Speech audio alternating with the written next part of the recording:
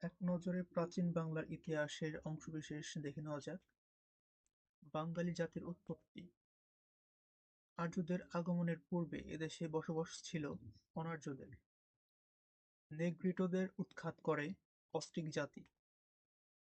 বাংলাদেশের প্রাচীন জাতি দ্রাবিড়। বাঙালি জাতির প্রধান অংশ গড়ে উঠেছে অস্ট্রিক জাতি থেকে। বাঙালি জাতি গড়ে উঠেছে অস্ট্রিক, দ্রাবিড় ও আর্য জাতির সংমিশ্রণে।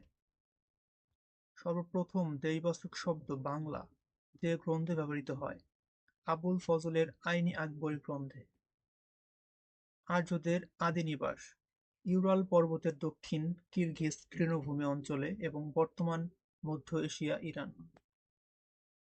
বাংলার সর্বপ্রাচীন ও সমৃদ্ধ জনপদ পুণ্ড। সুপ্রাচীন বঙ্গ দেশের সীমা উল্লেখ আছে ডক্টর নিহারীরঞ্জন রায়ের বাঙালির ইতিহাস গ্রন্থে। আর্যদের ধর্মগ্রন্থের নাম বেদ। সর্বপ্রথম বঙ্গদেশের নাম পাওয়া যায় ঋগ্বেদের পৈতয়ের অরণ্যক গ্রন্থে। প্রাচীন বাংলার জনপদ। প্রাচীন জনপদ গৌড় বর্তমান অঞ্চল উত্তর ভারতের বিস্তীর্ণ অঞ্চল, আধুনিক মালদা, মুর্শিদাবাদ, বীরভূম ও বর্ধমানের কিছু অংশ এবং চাঁপাইনবাবগঞ্জ।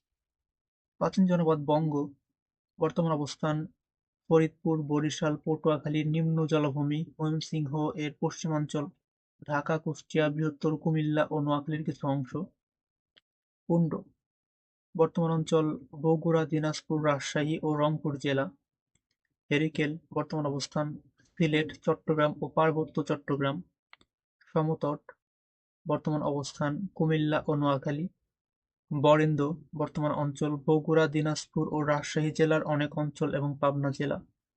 তাম্রলিপ্ত পশ্চিমবঙ্গের মেদিনীপুর জেলা। চন্দ্রদ্বীপ বর্তমান অঞ্চল বৃহত্তর বরিশাল, গোপালগঞ্জ ও খুলনা।